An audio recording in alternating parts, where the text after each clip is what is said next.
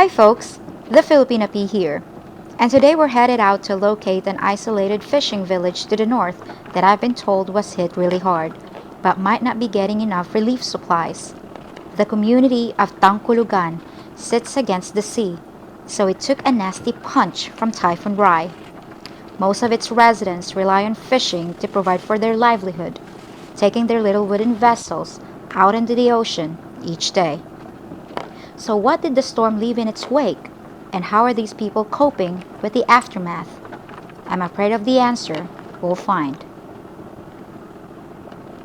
The homes of the people who live in this small village aren't accessible by car. So we arranged to make a distribution point at the end of this road, where the villagers will gather to get their relief supplies, and then carry them over a kilometer back to their homes across a little footbridge. So what we're going to do so that it's not chaotic, they're going to call up the names of the people from this list, and they're going to get the food one by one, orderly. So that's what we're going to do. So Kuya, what's your name? Gali Kuya? Mike Kabanag. Mike Cabanag. So okay, so Kuya is now helping us to organize the distribution. So you've got the list, then panawagon na nato. Tawagon na to para sa iyo. Okay, we're going to call up the people one by one so it's easier that way. So let's start. The first thing that struck me was the difference between what I'd seen out on the road, where hungry citizens were swarming vehicles in a chaotic feeding frenzy, and what I was witnessing here, a calm and orderly line of people waiting patiently for their supplies. I didn't see any panic on their faces, and instead, we were treated to a chorus of thank yous and Merry Christmases. What accounted for the difference? I have no clue. I brought over half a ton of rice, along with canned goods, water, and other necessities.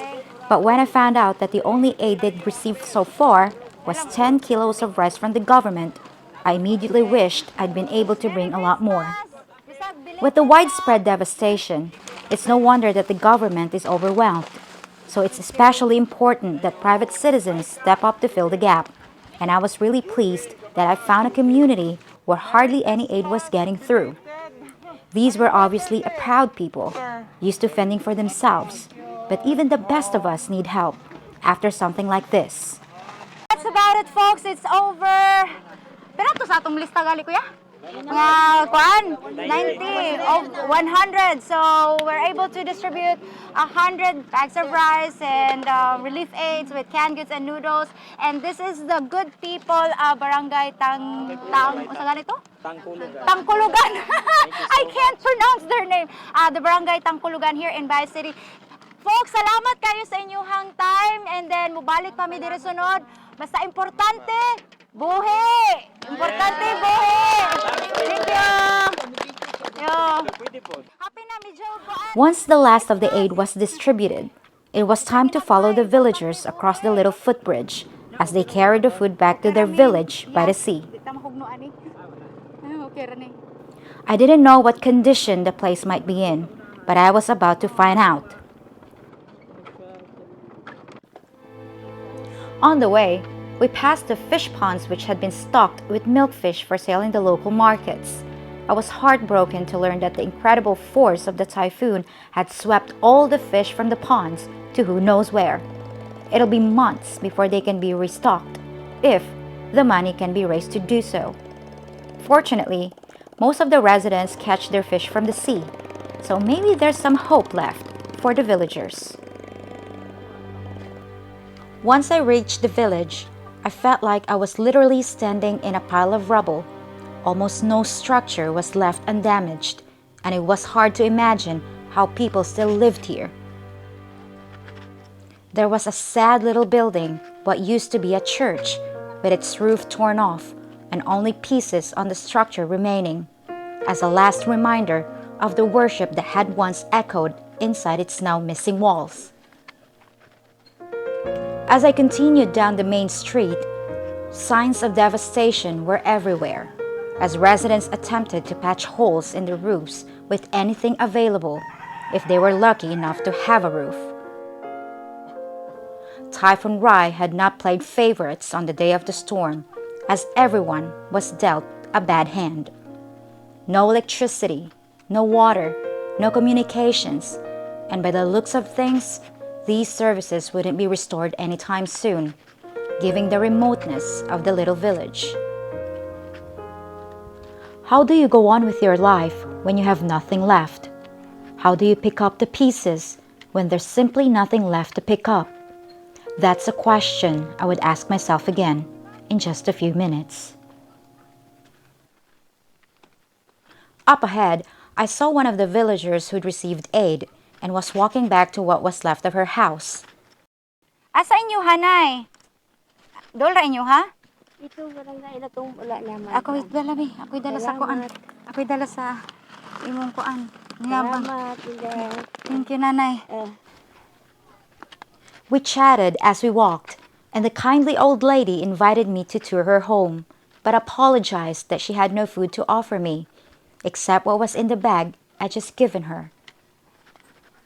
And if you can see the houses here, they're facing the water, so the roofs are gone. This one's devastated as well. And Nanay was just telling me their experience during the typhoon. Her husband, he almost drowned. So there were 3 in her family, she and her husband and her grandchild. How old is your grandchild, Nanay? Pila nakatuig mong apo? Kuan na ng 20. 20. Okay, so that's your house, Nanay? Yeah. That's your house? Oo. Oh my God. So we're going to Nanay's house. Sige, Nay. Hinay lang, Nay, ha? Kay, kuan ba po day, maglisod ba po ko day sa akong lawas day. Bitaw. Oo. Tigulang na bayas, Nanay. Sus, Ginoo ko. 80 na kapin. Pila na ka, Nay? 80 na kapin. 80 pila man, Nay? 82. 82. Ah, okay. Sige, Nay. Ako na. Sige, Nay. So this poor old lady, in her 80s, has to walk a mile to get back here, then climb down a rock wall and slog through the mud under a neighbor's house just to get home.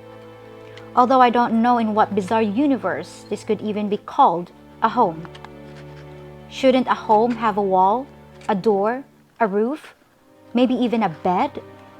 I know their current condition is because of the storm, but this is absolutely miserable. Many people here live hand to mouth, but this typhoon has effectively tied people's hands behind their backs, making survival a day-to-day struggle. What would you do if you woke up to a situation like this? Would you have people to turn to? People that cared? Not everyone can answer yes to that question. I worry about elderly people having to climb up and down a rickety ladder, but you can never say that Filipinos aren't resilient. This couple has truly lost everything, although I suspect they didn't have very much to begin with. Okay, so this is Nanay Catalina and her husband, Tatay Cirilino. There are 3 people living in this house. Their grandchild, and currently there are 2 of them here. And Tatay is actually trying to fix their walkway. And this is the situation. This is how they live currently. So, Nanay, what's the most important necessity that you need? Masay most importante ba? Kani po kamong kapuyan day kay ugulanan ba ugulanan mi day. Ta mamungkob ini to nga ini. Luya ko kamagama. Dito. Lagi, so the most important thing here is to rebuild Nanay and Tatay's shelter because at the moment it's only this tarp.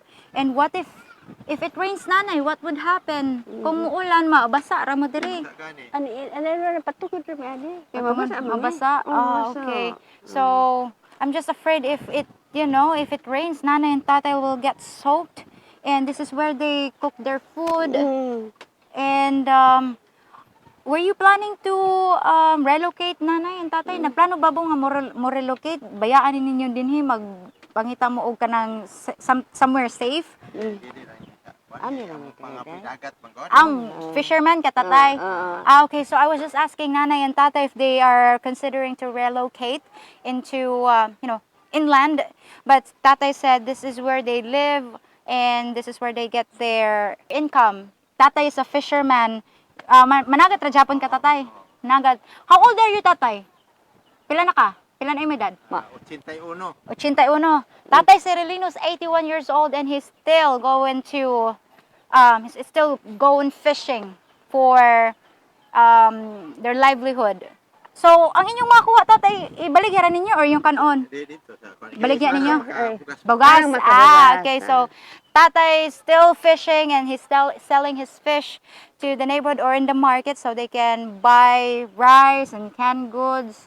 So, have you received any assistance? Nakadawat na ba mo og mga kuan hinabang sa gobyerno diri nanay? Kuan, bukan na lang bugas-bugas dai. Bugas lang yun. Dagura kilo, na 1 kilo. Among matabang. Since katong nagbagyo, mao jud ang naabot diri? Oo, wala. Katong wala pa, wala may tabang diri. Wala hinabang. Wala Okay, man. so the assistance is not really reaching this area because most of the time it's only in the city, in the center, town center. But Nanay said they were able to get a kilo or two after the typhoon. So good thing we were able to come here, Nanay. May na lang kay naabot mi diri karon. Salamat kayo. Salamat Maugan. kayo nakakita mo sa amo ang kahimtang. Mga pensyon kami, wala may is. Walay SS. Wala. Yeah, for those of you folks that are wondering if there are retirement plans here, no, most of the time senior citizens, they don't have pensions. They're just still working, no? Trabaho na Japon, basta kuan kaya pa. Kaya. Dagat. Basta Makahimo pa. Sakit ang tuhod. Even though the knees are aching. Lohod tsaka na. Nanay's just saying, even though her knees are aching. Nakita mo na ako. Yeah. Lohod. My God. Kayo. Sus, Nanay, I'm Lord, so kaya. heartbroken to see your current situation. So what are these? No, sa mani, mga salina. Amo ang mga salina din. Nangalubong na din niya. Kung Oh, my pangalkal God. intawon anak sa yuta. Their clothes were soaked. So that's why Nana is trying to dry them so that they have something to use. Have you guys eaten already? Nangaon na ba mo, Nanay? Wala pa? Nangaon na may kanina din. lisod kayo kay akong kwan naputol. Mm-mm. Kayan. Yeah, Wa na may kapanagatan. Wala na mo kapanagatan. Wala na naputol. Oh gosh. So, Tatay said his fishing boat is now damaged. It's gone. It's not usable anymore. Mao ni siya, Tatay, no? Kana. That's Tatay's fishing boat. So, now that it's gone, Tatay doesn't know what to do for when it comes to their livelihood. Magunsa naman lang kakarontay nga. Wala na imuhang sakayan. Magkuan po niya tining Ako na kuan lang sa laning hulat lang sa mga tabang-tabang. Nalaya mo aday. Nalaya mo. So currently, Tatay can't go fishing. So they're just waiting for other people or the government or private sector that can share their blessings because that's the only way they can eat at the moment. Maura jud no nay ang kuano. Sus kaluob ang taon. Uy. Sige lang nay kay I may know we may have to come back. Magdala mig extra nga kuan nga hinabang para ninyo and then I'll look for you, Nanay Salamat. Catalina and Tatay Cirilino. Salamat kayo, Tatay. Salamat, Tatay. Salamat. Salamat, Nanay. Salamat. Kaluoy man ang taon ni oy. Sus ko ako raning kuan. Apuhan na. Di na mo diri magpuyo oy. Dito na ta sa kuan, char. Wala ko na kay kuan. Bitaw oy. Sige, Nanay. Salamat yun dahil nga nakakuan mo na mo diri day. Salamat yun kayo. Salamat, Nanay. So, God bless, Nanay. Amping permi. Salamat. We'll try to come back. Balik mi diri, Nanay, and then maybe we can do salamat. something about the tarp. Basta matawa palid ang tarp. Basta importante buhi ra jud ta. Importante buhi. Salamat, Nanay. Salamat, Nanay. Oh, okay, maluoy jud ko ninyo, Nanay. What kind of life is this? She and her elderly husband are basically living under a tarp in a tree with no food. I'm sorry, folks, but this just isn't right. It's 2022. We have to find a way to do better than this. All right, folks, that wraps up our mission for today. Mission accomplished. We were able to help 100 families. We're able to give them food, water, and some supplies. sacrifice, and we are so glad that the person who coordinated with us with the distribution of the relief goods, the people from Barangay Tangkulugan are well behaved. They were queuing up and very cooperative. And again, folks, thank you so much for tuning in for today's segment. And as always, I'll see you in 3 days with something you won't expect. All right, so this is the Filipino Piece signing off. Bye.